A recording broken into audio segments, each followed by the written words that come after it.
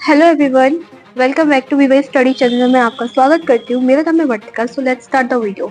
यार, आज की वीडियो आपके लिए बहुत ही ज़्यादा इम्पोर्टेंट होने वाली है, क्योंकि मैं इस वीडियो में आपको ना पूरा एक्सप्लेन करने वाली हूँ कि आपको 2026 की, अगर आप नीट की प्रिपरेशन कर रहे हैं, अगर आप क्या कर रहे हैं, नीट की प्रिपरेशन कर रहे हैं, तो आपका पूरा का पूरा रोड मैप कैसे होने वाला है। मतलब क्या क्या चीज़ें आपको करनी चाहिए, क्या क्या चीज़ें आपको नहीं करनी चाहिए, कैसे करना चाहिए, क्यों करना चाहिए। और इस बार तो बहुत ही ज़्यादा इंपॉर्टेंट है कि आप एक एक चीज़ को विजुअलाइज करके चलें, एक चीज़ को समझे, अंडरस्टैंड करें, क्योंकि ये 2026 का जो पेपर है, आने वाला पेपर है, वो काफ़ी ज़्यादा टफेस्ट एग्जाम होने वाला है ना। क्योंकि देखो, एक्सपेक्टेशन मान के चल रहे हैं, क्योंकि हमने 2025 का माना था, नहीं माना था, आया अनप्रिडिक्टेबल पेपर आया, तो वैसे ही तुम मान के चलो कि भाई 2026 का पेपर ना बहुत टफ आने वाला है, इतना टफ आने वाला है कि बस हमें उसके लेवल के अकॉर्डिंग, हमें मतलब उसके अकॉर्डिंग हमें क्या करना है, पढ़ना है अपने आप को, हमने उसके अकॉर्डिंग एक एक चीज़ को कंप्लीट करना है। तो मैं पूरा का पूरा आपको रोड मैप देने वाली हूँ इसके लिए कि नीट 2026 के लिए आपको पूरा का पूरा, आपको ये सोचे की जरूरत नहीं पड़ेगी कि मैं कहाँ से हमें करना है, कितना करना है। आपको कुछ नहीं करना, मैं आपको सब कुछ दूंगी, आपको सब कुछ प्रोवाइड करना काम मेरा है। अब ये कान खोल के देखो, पेन लेकर आओ, कॉपी लेकर आओ, और एक एक चीज को जो मैं बोल रही हूँ बहुत ध्यान से सुनना, क्योंकि ये बहुत ज्यादा इंपॉर्टेंट है। अब बस करो यार, बस करो। लिटरली मैं बता रही हूँ, मेरी वीडियो देखने के बाद ये नहीं आप दूसरी वीडियो पे पहुंच जाओ, फिर दूसरी वीडियो पे पहुंच जाओ कि लगता है इसकी स्ट्रेटेजी में ना कुछ चार चांद लगेंगे, कुछ हीरे जवाहरात चिपके होंगे इसकी स्ट्रेटेजी में। तो मैं ये देख लेती हूँ, मैं ये देख लेता हूँ, मैं वो देख लेता हूँ, मैं ये कर लेता हूँ, वो कर लेता हूँ। नो, बस अब टाइम जा चुका है यार, अब टाइम नहीं है तुम्हारे पास। लिटरली मैं बताऊँ, मई तो चला गया, तुम्हारे पास कहाँ से स्टार्ट है, मई के बाद जून। अब तुम एनालाइज करो, देखो, जून, जुलाई, अगस्त, सितंबर, अक्टूबर, नवंबर, दिसंबर, जनवरी, फरवरी, मार्च तो मानो ही मत। सोचो, मार्च को भी मान लो, चलो मान लो मार्च, अप्रैल, अप्रैल को कंसीडर करोगे, क्योंकि उस टाइम तो फिर आपका क्या हालत होगी आपको खुद नहीं पता होगी। तो कितने मंथ रह गए आपको खुद एनालाइज करो यार, अपनी फिंगर टिप्स पे एनालाइज करो कितने मंथ रह गए आपके पास। तो मैं आपको एक ही चीज बताऊंगी। तो देखो, सबसे पहले हर बच्चे के मन में एक ही डाउट होता है कि it is possible to crack NEET from zero level.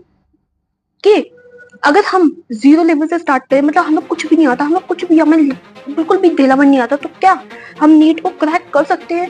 क्योंकि हमारे कभी स्कूल में मार्क्स अच्छे नहीं आए, हम अकेडमिक्स में हमेशा लो रहते हैं, हम बैक बेंचर्स थे, हमारे कभी भी अच्छे नहीं आए, हम जस्ट पासिंग मार्क्स लाते थे और कभी कभी फेल भी हो जाते थे। तो क्या हम इस नीट को क्रैक कर सकते हैं? नीट 2026 को क्रैक कर सकते हैं? The answer is yes. अगर आपको लगता है कि आपका आंसर यस है, तो यस, यू कैन, तुम कर सकते हो। लेकिन कैसे कर सकते हो? अगर तुम स्टार्ट करोगे आज से ही। अब ये नहीं है कि मैंने बोल दिया, तुमने अपने अंदर की सारी अंतर्याएं जगा ली और तुम एकदम बोलने लगे हाँ भाई मेरे से तो नीट हो जाएगा, मैं तो नीट में एक तो मेरे बहुत अच्छे मार्क्स आने वाले हैं, मुझे ऐसे प्रिपरेशन करनी है, यहाँ पे मुझे ये चिपकाने, यहाँ पे मुझे ये फर्र चिपकाने, यहाँ पे मुझे ये स्टिकी नोट लाके यहाँ पे चिपका देना है। ऐसे नहीं होगा, मैं सच बता रही हूँ, नहीं होगा। कि कल से ना मैं उठूंगी इतने बजे और मेरा ये टारगेट होगा, कल से मेरा ये है, खाना इस टाइम पे खाना है, पानी इस टाइम पे पीना है, सब कुछ ये टाइम करना है, तब जाके मेरा पूरा कंप्लीट हो जाएगा। तो अगर तुम ये सोच रहे हो कि नहीं मैं क्या करता हूँ, मैं ना एक काम करती हूँ, मैं ना कौन से एकदम धांसू वाली स्ट्रैटेजी बनानी, मैंने बना दिया, अब मैं ना उसको फॉलो करना है। अगर तुम्हें ये सब करना होता ना, अगर तुम्हारा लिटरली, अगर तुम्हें इससे कुछ बेनिफिट होता ना, तो तुम इतनी सारी, तुम्हें पता भी नहीं होगा तुम अपनी कॉपीज में कितने सारे टाइम टेबल बना चुके हो। तुमने अगर उनको फॉलो कर लिया होता ना, तो आज तुम बहुत ऊपर लेवल पर होते। बुरा लग रहा है तो मैं आई नो, मैं जानती हूँ कि तुमने वो सारी की सारी जो तुमने अपनी कॉपीज में टाइम टेबल नामक चीज बना रखी थी, वो तुमने फॉलो नहीं करी है ना। तो अगर is it possible to crack NEET from zero level, तो आंसर इज यस, तुम कर सकते हो, मुझे तुम पर बिलीव है, तुम कर सकते हो। लेकिन कब करोगे? अगर तुम स्टार्ट करोगे टुडे से। अगर तुमने स्टार्ट किया टुडे से तो तुम कर सकते हो, अदरवाइज नहीं कर सकते। तुम अगर आज की कल करते जाओगे, टालते चले जाओगे, तो तुम्हारा डेफिनेटली नहीं होने वाला। तो तुम्हें क्या करना है, आज से ही अपने काम को स्टार्ट कर देना है कि तुम कर सकते हो, और तुम डेफिनेटली करोगे यार, जरूर करोगे। फिर ठीक है, हमने मान लिया कि भाई हम कर सकते हैं, हमने आज से पूरी प्रिपरेशन को सब कुछ तैयार कर दिया कि हमें नहीं, हमारा ना इस साल ना हो जाएगा, हमें पूरा बिलीव है, हमने बहुत अच्छी तरीके से हम पढ़ेंगे, सब कुछ करेंगे। तो ठीक है, देखिए आपने बोला, हमने मान लिया। Okay, the next step is, वो अगली चीज सबसे जो इम्पोर्टेंट रखती है भाई स्टूडेंट लाइफ के में, तो ऐसे समझ लो बेस्ट फ्रेंड फॉर एवर है, BFF, best friend for ever. क्या? डिस्ट्रैक्शन। सबसे मेजर जो प्रॉब्लम होती है ना स्टूडेंट्स की लाइफ में और ड्रॉपर्स की भी लाइफ में, वो कौन सी होती है? हमारी डिस्ट्रैक्शंस। कि भाई डिस्ट्रैक्शंस हो रहे हैं, हमें डिस्ट्रैक्शंस हो रहे हैं दीदी। प्रॉब्लम कौन सी है सबसे बड़ी, सबसे धांसू? That is distraction. हमें पता ही नहीं चलता है कब हम इंस्टा पे आते हैं, हम क्या कहते हैं यूट्यूब पर आते हैं, हम रील्स को स्क्रॉल करते हो, स्क्रॉल करते करते करते करते कब 2 से 3, 3 से 4, 4 से 5, 5 से 6 घंटे हो जाते हैं, हमें पता ही नहीं चलता कि भाई जा कहाँ रहा है टाइम। पे लास्ट में जाके हमें आता है कि यार हम तो बहुत देर के लिए आए थे, बहुत कम टाइम के लिए आए थे, इतना टाइम कैसे हो गया? आता है ना, सबसे बड़ी प्रॉब्लम यही होती है। तो डिस्ट्रैक्शन कैसे अवॉइड करें वो मैं आपको बताऊंगी, लेकिन उससे पहले समझ लो, उससे पहले ये समझना पड़ेगा आपको कि कौन कौन से डिस्ट्रैक्शंस होते हैं। सबसे मेजर यार ये तो सबकी लाइफ में होता है, एक बार के लिए रिलेशनशिप सबकी लाइफ में नहीं होगा, लेकिन फोन, इंस्टा चला रहे हो, टेलीग्राम चला रहे हो, फेसबुक चला रहे हो, स्नैपचैट चला रहे हो, व्हाट्सएप चला रहे हो, ट्विटर चला रहे हो, एक्सेट्रा और भी बहुत से होते होंगे, लेकिन मैं तो इतना ही मेजरली जानती हूँ, तो मैंने वो सब लिख डाला है इसमें, है ना। सबसे जो मेजर प्रॉब्लम होती है वो यही, क्या होती है मेरे पास मेजर जो प्रॉब्लम होती है वो यही, किसके साथ होती है? फोन के साथ। ये मोस्टली सभी लोगों के पास होती है।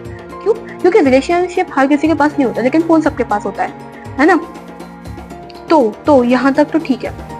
उसके बाद फिर आते हैं रिलेशनशिप के बारे में, प्यार, इश्क, मोहब्बत, कि मैं बहुत ज़्यादा प्यार करती हूँ इससे, मैं बहुत ज़्यादा प्यार करता हूँ उससे, मैं बिना उसके बात करे हुए रह ही नहीं पाता। अब एक ऑनेस्टली बात बोलूँ, आपको एक ऑनेस्टली बात बोलूँगी, अगर जो भी बंदी या जो भी बंदा आपसे रियलिटी में प्यार करता होगा ना, सच्चा वाला प्यार करता होगा एकदम, कि नहीं उसे तुमसे मतलब नहीं है ना, तुम्हारे फीचर से मतलब नहीं है, उसे तुम्हें रियलिटी में तुम्हारे सोल से प्यार, यार रियलिटी में अगर ना किसी को तुमसे प्यार होगा, मतलब सच्चा वाला प्यार होगा ना, एकदम बहुत अटूट, एकदम जो तुम्हें इनर सोल से प्यार करता होगा, मतलब तुम्हारी जो इनर सोल है, तुम्हारी जो सोल है ना, उससे जो भी बंदी या बंदा प्यार करता होगा ना, वो सच में अगर तुम उसकी प्रिपरेशन कर रहे हो ना, वो हमेशा तुम्हारे सपोर्ट में रहेगा। अगर तुम बोलोगे यार देख मैं इतनी देर के बाद नहीं कर सकती हूँ या नहीं कर सकता हूँ क्योंकि मैं इसकी प्रिपरेशन कर रही हूँ, है ना, तो वो तुम्हारी बात को समझेगा, एनालाइज करेगा कि हाँ चलो कोई बात नहीं, होता है, ठीक है यार, मेरी तो बंदी है, मेरा ही तो बंदा है, मेरे लिए तो प्रॉफिट होगा, अगर ये अच्छी काम करेगी तो हम दोनों की इजीली मैरिज लाइफ हो सकती है। तो वो तुम्हें ना इजीली समझ जाएगा, तुम्हें पैनिक लेने की जरूरत नहीं पड़ेगी। और प्लीज यार, मानो या मत मानो, 1 साल के लिए यार तुम अपने रिलेशनशिप को क्या थोड़ी सी बातचीत कम नहीं कर सकते? सिर्फ एक साल की तो ही बात है यार, 1 साल के बाद तो फिर तुम्हारा वैसे भी सब नॉर्मल होने वाला है, तुम्हें जैसे बात करनी है तुम करो, तुम्हें जैसे रहना है तुम रहो, बस यार 1 ईयर इसको डेडिकेट कर दो, इस पूरी प्रिपरेशन को, तुम्हारी यार लाइफ बदल जाएगी, तो पता भी नहीं चलेगा तुम्हारे साथ कब क्या हो जाता है। कहते हैं ना मिरेकल्स होते हैं यार, मिरेकल्स रियलिटी में एग्जिस्ट करते हैं, बट एक बार मेहनत करके तो देखो यार। तो इश्क, प्यार, मोहब्बत, इसको अभी जितना हो सके उतना दूर रखना, और अगर किसी बच्चे को नहीं है तो यार ये वेल एंड गुड, क्योंकि सबसे ज्यादा फोन तो है, फोन के बाद सेकंड नंबर पे यही चीज आती है, रिलेशनशिप। और टॉक्सिक रिलेशन तो भाई साहब भगवान ही जाने क्या करना पड़ता है क्या नहीं करना पड़ता, पर लिटरली इट हर्ट्स, है ना। फिर आता है सबसे जो भाई तुम जैसे आलसी लोगों का काम है। आलसी लोगों का काम क्या होता है? आज की कल की परसों, परसों की तरसों की टालता रहना, कि आज नहीं कल करूंगी, कल नहीं परसों करूंगी, फिर इसके अगले दिन करूंगी, इसके अगले दिन करूंगी, ऐसे करते करते कब टाइम बीत जाता है तुम्हें खुद पता नहीं चलता है। तो यार प्रोक्रास्टिनेशन मत करना बिल्कुल भी, कि नहीं यार कल से करती हूँ, उसके अगले दिन से करूंगी, उसके अगले दिन से करूंगी, नहीं। सबसे पहले डिस्ट्रैक्शन 3 ही मेजरली हैं, है ना, फोन वाला, रिलेशनशिप वाला और प्रोक्रास्टिनेशन वाला, यही हमारे मेजरली होते हैं। और कुछ फैमिली प्रॉब्लम्स भी होती है, लेकिन वो इतना अफेक्ट नहीं कर पाती जितनी ये सारी चीजें क्या होती है, ये जितनी भी चीजें हैं वो अफेक्ट करती हैं, ठीक है। यहाँ तक हमें ये समझ में आई कि कौन कौन से डिस्ट्रैक्शन से हमें किन किन से दूर रहना है, सबसे इंपॉर्टेंट चीज। और अगर आपकी कोई क्रश वरश है तो प्लीज अभी उस पर लाइन मारने की कोशिश मत करना, क्योंकि आपका टाइम बहुत ज्यादा टाइम वेस्ट हो जाएगा इसके चक्कर में। तो यहाँ से ही हमारी ये चीज कंप्लीट होती है, ठीक है, ठीक है, ठीक है, ठीक है। तो अब हम बात करते हैं नेक्स्ट, सबसे इम्पोर्टेंट। अब थोड़ा यार थोड़ा रिलैक्स हो जाओ। मैंने जितना भी बोला सबको थोड़ा शांति करो, लंबी सांस भरो। अब सुनो, if you want to crack NEET 2026 का, अगर आप नीट को क्रैक करना चाहते हैं 2026 के, तो सबसे पहले यार तुम्हें जो मैंने ये जो 3 चीजें बोली ना, ये 1 2 3 फोन, रिलेशनशिप, प्रोक्रास्टिनेशन, तुम्हें इन सबको क्या करना पड़ेगा? छोड़ना पड़ेगा। तुम्हें इन सबको लीव करना पड़ेगा। तुम्हें इन सबको, you have to leave all these type of things जो तुम्हें प्रॉब्लम क्रिएट कर रही है, जो तुम्हें डिस्ट्रैक्ट कर रही है, जो तुम्हारे एम है, जो तुम्हें पाना है, उससे तुम्हें मतलब दूर लेके जा रही है। तुम्हें उसको खुद से लीव कर देना होगा कि तू बाहर निकल। तू मैंने पैनिक कर रही है या कर रहा है, वो आपके ऊपर डिपेंड करेगा। आप देखो, आप अपने आसपास को एनालाइज करो यार। तुम्हें सबसे ज्यादा अफेक्ट बता रही हूँ मैं, किस चीज से पड़ता है, किस चीज से तुम्हें सबसे ज्यादा अफेक्ट पड़ता है? कि किसी की बातों से, है ना, किसी के डांट धमकान, सबका अलग अलग होता है यार। तो समझो, उस चीज को लीव करो यार। You have to leave all these type of things for 1 year यार, बस 1 ईयर, 1 साल की बात है। फिर तो तुम जो कर सको वो करते रहना, बस 1 साल की बात होती है। तो सबसे बड़ा जो क्वेश्चन होता है ना, बिगेस्ट क्वेश्चन, वो कौन सा होता है? क्या तुम कर पाओगे? पूछ रही हूँ मैं तुमसे, कुछ पूछ रही हूँ, बताओ। वहीं से चिल्लाओ, जहां बैठे हो ना, मेरी वीडियो भी देख रहे हो तो चिल्लाओ वहीं से। क्या तुम कर पाओगे? क्या तुम ये सारे के सारे जो डिस्ट्रैक्शंस हैं इनको हटा पाओगे अपनी लाइफ से? क्या तुम ये सारे फोन, इश्क और ये सब आज की कल करना, वो सब छोड़ पाओगे? इफ यस, तो तुम यार तैयार हो नीट की जर्नी के लिए। तुम एकदम प्रिपेयर रहे हो, तुम अपनी पूरी दम लगा के पढ़ोगे, तुम अपनी पूरी नस खींचोगे। हमेशा एक बात बोलती हूँ, क्या मुझे भरोसा है तुम पर, तुम जरूर करोगे यार। अब ठीक है, हमने मान लिया, हमने सब कुछ छोड़ दिया, हमने ये भी कर दिया, हमने वो भी कर दिया। क्या ये आसान होगा? नॉट इजी, बट यार करना तो है ना। इजी नहीं होगा, क्योंकि मोबाइल की तुम्हें इतनी ज्यादा लत लगी हुई है, छोड़ना इतना ज्यादा इजी नहीं होगा। तुम्हें रिलेशनशिप की इतनी लत लगी हुई है, छोड़ना इतना इजी नहीं होगा, लेकिन तुम्हें करना तो है यार। अगर तुम नीट 2026 को क्रैक करना चाहते हो तो तुम्हें ये करना तो पड़ेगा यार। तुम्हें ये लीव तो करना पड़ेगा यार, लीव तो करना ही पड़ेगा, ठीक है। फिर सबसे इम्पोर्टेंट कि देखो, तुम्हारे सबसे अब जो भी सोशल मीडिया ऐप्स हैं, सबसे पहले उन सारे सोशल मीडिया ऐप्स को डिलीट मारो। एंड कुछ भी नहीं चलाना है, याद रखना, ना इंस्टा, ना फेसबुक, ना टेलीग्राम। आप चला सकते हो, क्योंकि अगर आप यूट्यूब से पढ़ते हो तो आपको जो टीचर्स होते हैं वो टेलीग्राम पे आपको पीडीएफ को प्रोवाइड करते हैं, है ना। तो टेलीग्राम चला सकते हो, वो भी सिर्फ ग्रुप स्टडी के लिए चलाना है आपको। मतलब फिजूल में नहीं चलाना कि मूवी देख रहे हो टेलीग्राम से, है ना, कोई एपिसोड देख रहे हो, के ड्रामा देख रहे हो, वो सारी चीजें आपको नहीं देखनी। हॉलीवुड की मूवीज देख रहे हो, वो सब नहीं देखना है टेलीग्राम से। आपको सिर्फ अपने स्टडी पर्पस के लिए यूज करना है। सिंपल से एक चीज को याद रखो, मोबाइल को जब भी उठाना है अपने पढ़ाई के लिए उठाना है, पढ़ाई के सिवा उसको हाथ भी नहीं लगाना है। और थोड़ा टाइम, ऐसा नहीं है कि मैं बिल्कुल ही रेस्ट्रिक्ट कर दूंगी कि नहीं, बिल्कुल नहीं चलाना मोबाइल, बिल्कुल भी नहीं चलाना, नहीं, मैं ऐसा नहीं करने वाली। आप मोबाइल चलाओ, अपने चलाओ, जब आपको फ्री टाइम मिल जाए ना, फॉर फ्री टाइम के लिए। किसके लिए चलाना है आपको? और यहाँ पे लिख दूं मैं, फॉर फ्री टाइम। बस आपको फ्री टाइम के लिए चलाना है मोबाइल। वो भी कितनी देर हो सकता है, जैसे मतलब आधे से 1 घंटा तुम चला सकते हो। और मैक्स टू मैक्स पूरे दिन का मिलाकर बता रही हूँ तो तुम 2 घंटे चला सकते हो मोबाइल। पूरे दिन का ओवरऑल बता रही हूँ, ये नहीं कि एक बार में बैठ के 2 घंटे चला दिया, नहीं, पूरे दिन का ओवरऑल। और तुम्हें 1 घंटे का चलाना है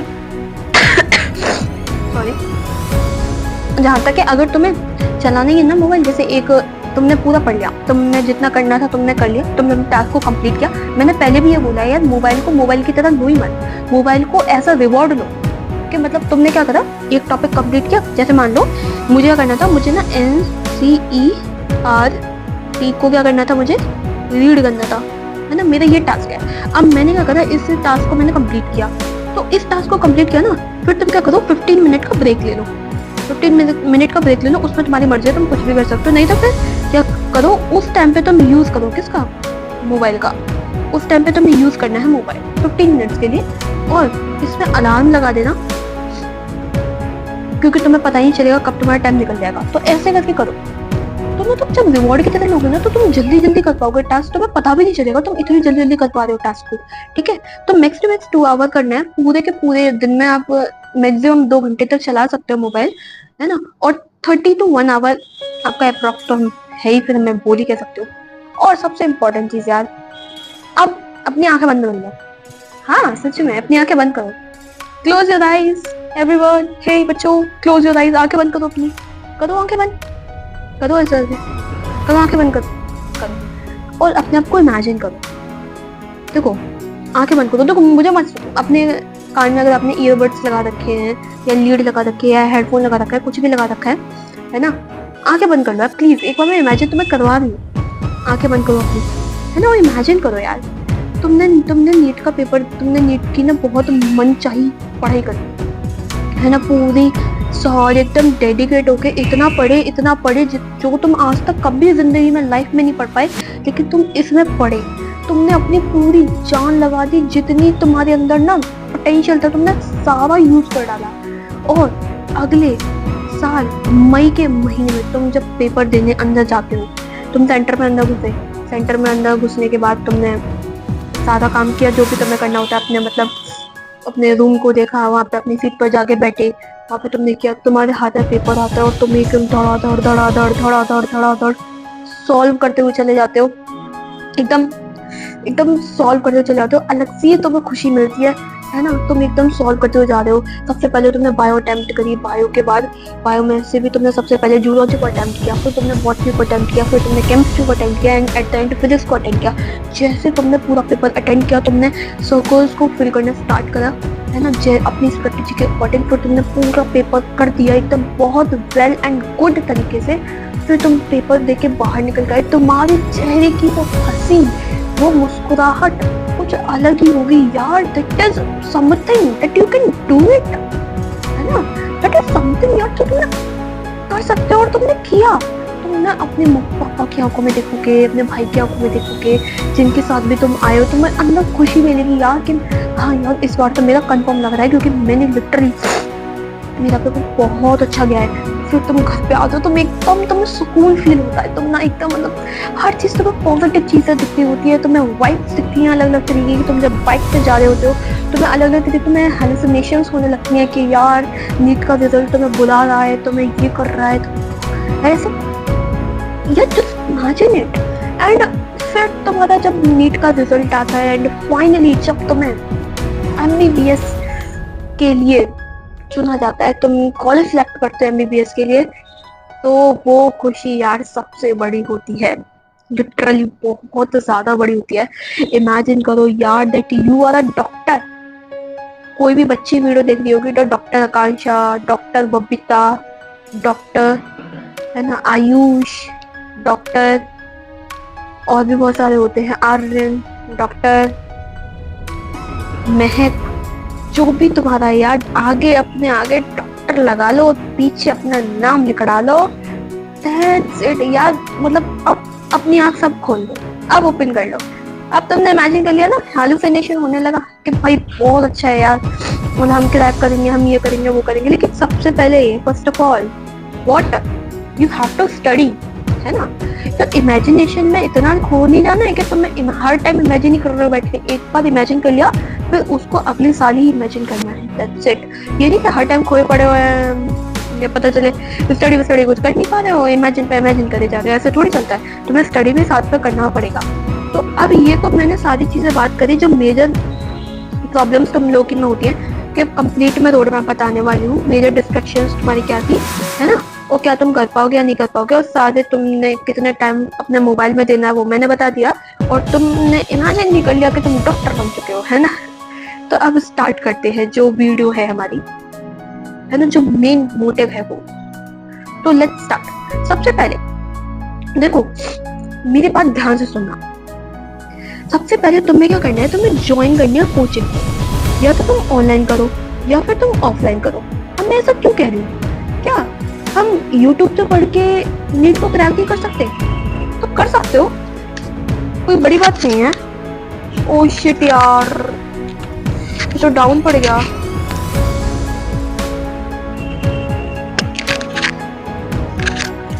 आवाज आ रही है मेरी? हेलो, इस माइक को हटा दो।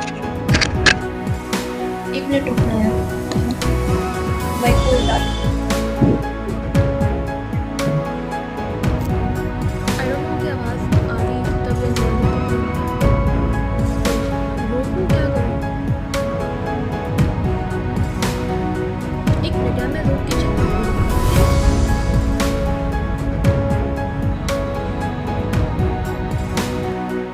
आवाज आ रही है अब, है ना? यार मैं क्या करूँ, सारे कदम कांड ना मेरे साथ होते हैं। इससे पहले मैंने वीडियो बनाई थी, उसमें कह रहे मेरी वॉइस ही नहीं आ रही, मतलब 18 मिनट पूरे वेस्ट हो गए। तो अब स्टार्ट करते हैं। तो मैंने इतनी देर आपको सारी चीजें बता दी है कि आपको देखो सबसे इम्पोर्टेंट चीज है, अगर आप है ना नीट की प्रिपरेशन कर रहे हो 2026 के लिए, तो आपको क्या सच बताऊँ ना, आप जितने भी सोशल मीडिया है उन सबको डिलीट मार दो, इंस्टा, क्योंकि अल्टीमेटली ये आपको डिस्ट्रैक्ट ही करते हैं, है ना? कितना भी आप ये बोल दो कि नहीं मैं थोड़ी देर के लिए चलाती हूँ, मैं थोड़ी देर के लिए चलाता हूँ, आप गलत समझ रही हो।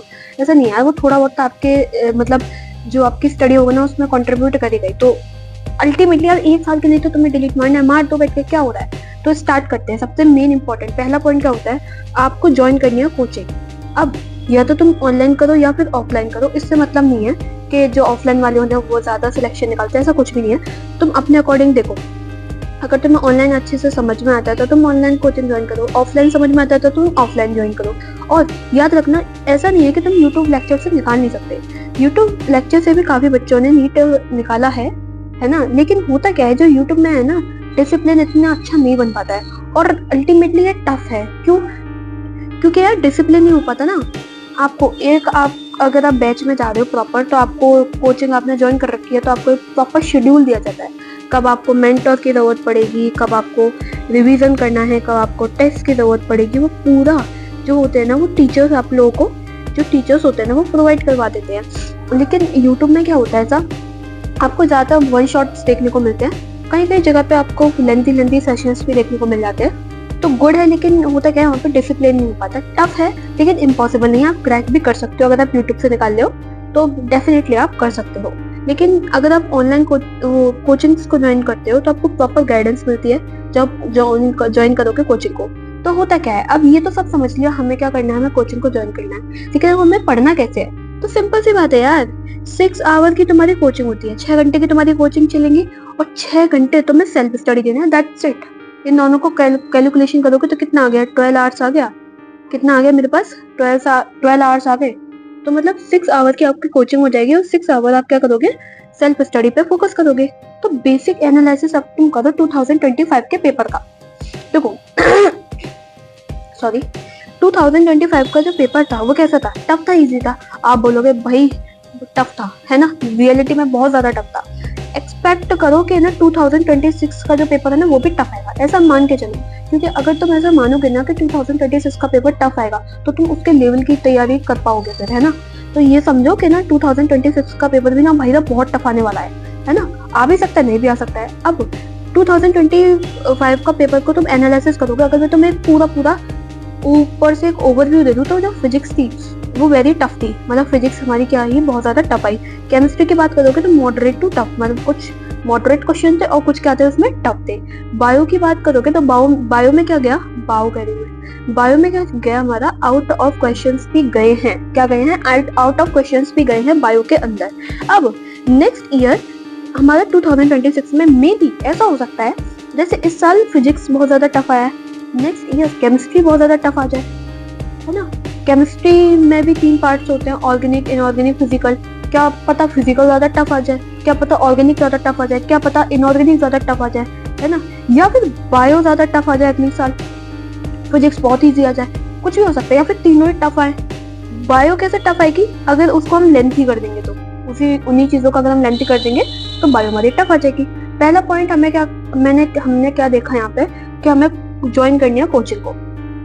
दूसरा पॉइंट जो देखो, अगर तुम इसकी प्रिपरेशन कर रहे हो, जब तुम्हारी तैयारी हो जाए तो तुम्हें क्या करना है, कम से कम लास्ट 5 साल के पेपर को तुम्हें लगाना है ना। नीट पेपर की बात कर रही हूँ मैं, और वो 1 से 2 साल यहाँ पे लिखा है, तो तुम 2 से 3 मान के चलो, क्या 1 2 to 3 ईयर तुम्हें जेई के जो PYQs आए हैं ना उनको तुम्हें लगाना है, क्योंकि इस बार का पेपर यार बहुत ज्यादा टफ गया है। तो मतलब अगर तुम जेई के लेवल का सॉल्व कर पा रहे हो तो इसका मतलब तुम नीट का निकाल लोगे, ठीक है ना। अगर तुम जेई के लेवल का सॉल्व कर पा रहे हो तो तुम नीट का निकाल लोगे। तो जेई का तुम्हें PYQs पर ज्यादा फोकस करना है, कितने 2 से 3 साल का मान के चलो। फिर उसके बाद हमें क्या करना है, नीट के PYQs करने हैं एज मच एज पॉसिबल, जितना हो सकता है उतना तुम्हें करते रहना है यार। तीसरी चीज आती है सेल्फ एनालिसिस, और मेरे अकॉर्डिंग ये क्या है, यही सबसे ज्यादा इंपॉर्टेंट होता है। सब लोग कर लेते हैं, सब चीज कर लेते हैं, जब मेरे बच्चे ठोकर खाते हैं ना, मेरे बच्चे जो गिरते हैं वो यहीं पे गिरते हैं, सेल्फ एनालिसिस पे। मतलब अपने आप को एनालाइज ही नहीं कर पाते थे अच्छे तरीके से, जितने अच्छे तरीके से उन्हें करना चाहिए। अब वो कैसे होगा, तो सबसे इंपॉर्टेंट जो रोल प्ले करता है ना सेल्फ एनालिसिस में, दैट इज मॉक टेस्ट। ये आपने हर जगह सुना होगा, हर टॉपर बच्चे से सुना होगा, हर टीचर से आपने सुना होगा, कितना भी पॉपुलर टीचर हो, चाहे कितना भी नॉर्मल टीचर हो, आपने हर टीचर से ये सुना होगा। आप अपने बैचमेट से भी सुनते होगे, अगर आपका क्लास को कोई टॉपर होगा वहां से भी सुना होगा, अगर वो नीट की तैयारी कर रहा होगा, कि भाई मॉक टेस्ट सबसे ज्यादा इंपॉर्टेंट रोल प्ले करता है। क्यों? मॉक टेस्ट से तुम्हें यार पता रहता है, तुम्हें अपने आप की एनालिसिस मिलती रहती है। अच्छा, मुझे मेरा ये एरिया वीक है तो मुझे इसकी स्टडी करनी है, मुझे ये कॉन्सेप्ट नहीं आया तो मुझे ये जाके पढ़ना है, मैं ना ये रिटेन नहीं कर पा रहा हूँ, मतलब क्या बोलता है, मैं ना इसको रिवाइज नहीं कर पा रहा हूँ, मेरे दिमाग में नहीं आ पा रहा है, मेरी मेमोरी में है नहीं ये चीज या ये टॉपिक या ये पर्टिकुलर एक लाइन, तुम उसको जाके रिवीजन मार ली फटाफट। तो इसलिए मॉक टेस्ट हम बोलते हैं कि बहुत ज्यादा इंपॉर्टेंट होते हैं, ठीक है। उसके बाद इस बार के मॉक टेस्ट में तुम्हें मॉक टेस्ट में इस बार तुम मॉक टेस्ट दोगे, बहुत अच्छी तरीके से देना, क्योंकि इस बार जो मेजर सिलेक्शन कराएगा ना वो यही मॉक टेस्ट तुम्हें करवाएंगे। क्योंकि तुम जितना ज्यादा सॉल्व करोगे ना उतने ही ज्यादा तुम्हें क्वेश्चंस आते चले जाएंगे, तुम्हें वैरायटी ऑफ क्वेश्चंस देखने को मिलते हैं, और तुम्हारा लेवल थोड़ा इंक्रीज हो जाएगा जो तुम पहले लेवल थे। जैसे पहले तुम्हारा लेवल ये है, तो मॉक टेस्ट सॉल्व करने के बाद तुम्हारा लेवल यहाँ होगा, तो करना है तुम्हें सॉल्व, ठीक है। अब देखो, ज्यादा से ज्यादा तुम्हें टेस्ट लगाने हैं, और जितना हो सके असर्शन रीजन वाले क्वेश्चंस करने हैं। मेजरली जो बच्चों को दिक्कत आती है वो इन्हीं में आती है, असर्शन और रीजन में, मतलब जो थ्योरी लंबे क्वेश्चंस होते हैं उनमें। तो असर्शन रीजन वाले क्वेश्चन आपको ज्यादा से ज्यादा सॉल्व करने हैं। मैचिंग वाले करने हैं, मैचिंग वाले इजी हो जाते हैं, क्योंकि आपको 1-2 पता हो तो मतलब वहां से थोड़ा कैलकुलेशन निकल सकता है। कुछ टफ आता है जिसमें एक भी नहीं मिलता है, लेकिन हाँ आप निकाल सकते हो मैचिंग से। कॉन्सेप्चुअल क्वेश्चन आपको सॉल्व करने हैं इस बार, और डेप्थ में जाना है। तो असर्शन रीजन वाले क्वेश्चन सॉल्व करने हैं, मैचिंग वाले करने हैं, कॉन्सेप्चुअल करने हैं, डेप्थ वाले करना है, ठीक है। ये आपके 3 चीज आ गए। अब तुम सुनो पूरी की पूरी स्ट्रेटेजी में, मतलब तुम्हारे कोचिंग में कैसे क्या वर्क कराया जाएगा। मेजरली में मोस्टली केस में ऐसा ही होता है, आपके ट्यूशन में अलग होता हो तो आप इसको जस्ट रिवर्स कर लीजिएगा। अगर आपके में 11th पहले आ रही है तो आप 11th को ऐसा करिएगा और 12th में रिवीजन चलाइएगा, और अगर 12th पहले हो रही है तो मैं जैसे बोल रही हूँ वैसे आप कर लीजिएगा, ठीक है, कोई प्रॉब्लम वाली बात नहीं है। उसके बाद बात करती हूँ मैं, देखो सबसे पहले अगर मैं बात करूँ यहाँ पे, देखो फ्रॉम May to जनरली क्या होता है कि जो हमारे कोचिंग इंस्टीट्यूट होती है वो May to September, मतलब मई से लेकर सितंबर तक आपका क्लास 12th करवाती है। सबसे पहले क्लास 12th करवाती है कवर, है ना। अगर आप कर रहे हो नीट की प्रिपरेशन तो आपकी पूरी कोचिंग में क्या चल रही है, क्लास 12th की कंप्लीशन चल रही है, ठीक है।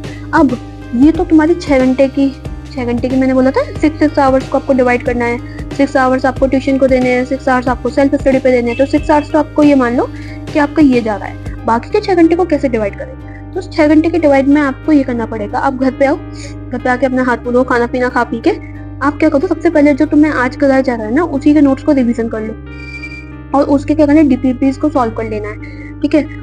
और साथ में यहाँ पे तुमने उसको रिवीजन कर लिया। ये तुमने किस नोट्स को रिवीजन किया, क्लास 12th के जो नोट्स थे जो तुम्हें मतलब आज ट्यूशन में कराए गए थे वो।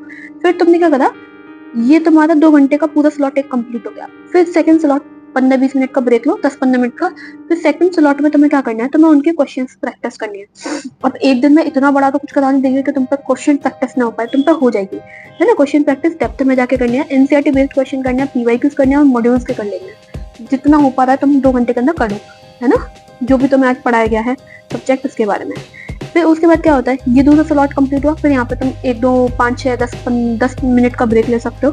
फिर थर्ड स्लॉट में तुम्हें क्या करना है, 11th के वीक एरियाज को रिवीजन करना है। जैसे अब तुम्हारी 11th अगर मान लो वेल एंड गुड गई है, बहुत अच्छी गई है, बहुत दासू तरीके से गई है, तो फिर आपको कोई प्रॉब्लम नहीं है। फिर तो यार तो क्या ही करना है, फिर तो आपको पूरा गया ही है ना, फिर तो आपको पूरा अच्छी तरीके से गया है उसमें, फिर आपको करना ही क्या है। तो फिर तो बिंदास होकर आप क्वेश्चन प्रैक्टिस पे ध्यान दो। और अगर आपकी 11th में मतलब कुछ टॉपिक डिगमिगाए हुए से हैं तो आप वीक एरियाज को कवर कर सकते हो नेक्स्ट 2 आवर्स में। ये आपका एक स्लॉट पूरा कंप्लीट हुआ। ये मई से लेके आपके सितंबर तक चलेगा, मतलब अभी जो चल रही है, ठीक है, खत्म, मई चल रही है ना अभी।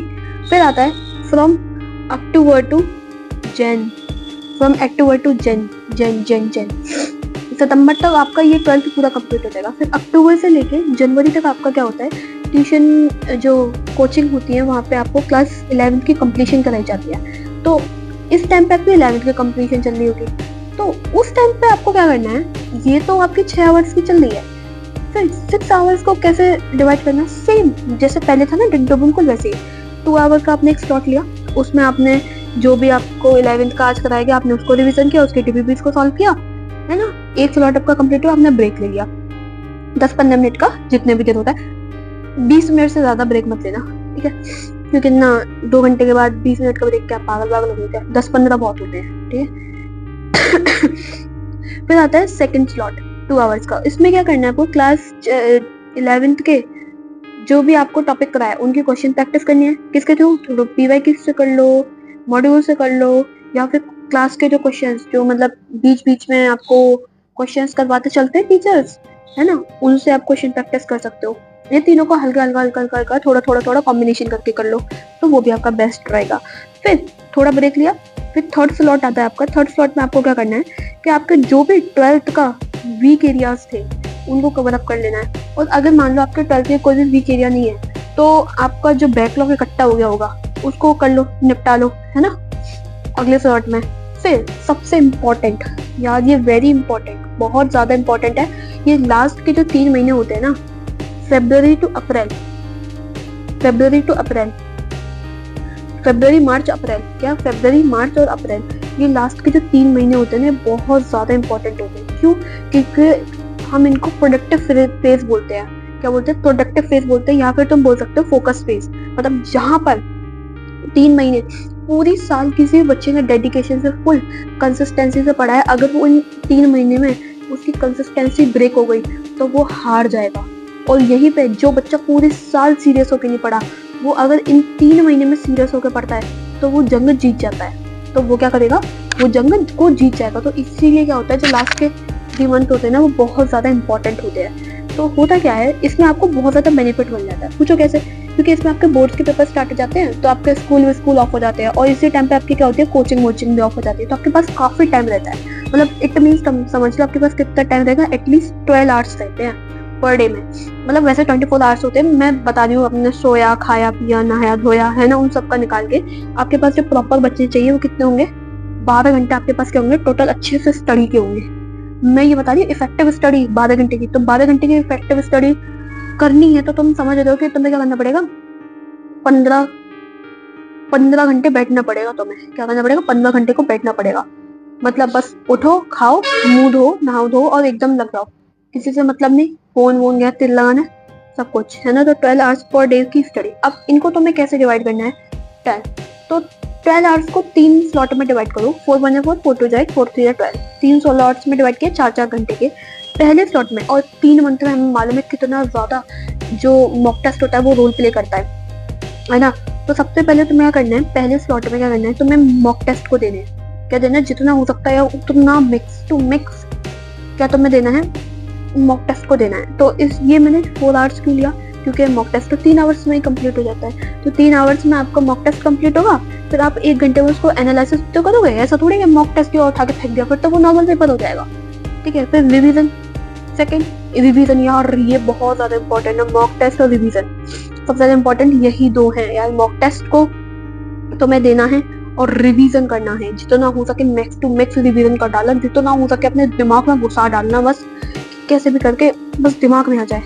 फिर थर्ड आता है, तुम्हारे अगर कोई बैकलॉग से रह गए तो तुम उन पे कर लो काम, मतलब उनको खत्म कर लो, कंप्लीट कर लो। नहीं तो फिर वीक एरियाज पे अपने काम कर लो 4-4 घंटे में। अगर बैकलॉग और वीक एरिया नहीं है तो तुम यार रिवीजन को टाइम दे सकते हो, और मॉक टेस्ट तो तुम एक दिन में 1 दोगे तो उससे कोई मतलब नहीं है। या फिर तुम अल्टरनेट कर सकते हो, जैसे तुमने आज दिया तो फिर कल को छोड़ के फिर तुम दूसरे दिन दे रहे हो, है ना।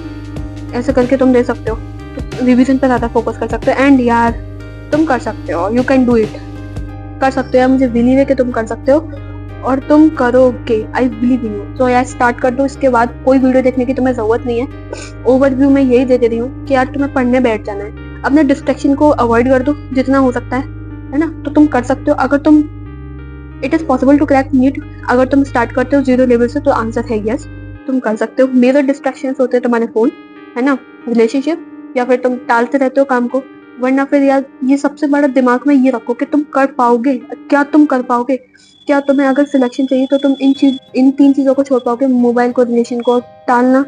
तो अगर हाँ है तो तुम जितने भी सोशल मीडिया से उन सबको डिलीट कर दो, है ना, वो आपके लिए बेनिफिशियल रहेंगे। और फ्री मोबाइल में आप फ्री टाइम होगा उसमें आप अपने मोबाइल को यूज़ कर सकते हो, लेकिन कितने ज़्यादा 1 से 1.5 घंटा बहुत है, उससे ज़्यादा मत करना। तो अपनी यार इमेजिन करो कि तुम डॉक्टर हो, है ना, ये वो सोचो यार, वाइट कोट, है ना, स्टेथोस्कोप तुम्हें लगा हुआ है, तो इससे थोड़ी अलग वाइब मिलेगी। फिर कोचिंग्स को तुम्हें ज्वाइन करना है ना, पेपर को एनालाइज किया तुमने, सबको समझ लिया, अब तक तो सभी लोगों ने पेपर को एनालिसिस कर लिया होगा, तो कोचिंग को ज्वाइन करना है तुम्हें।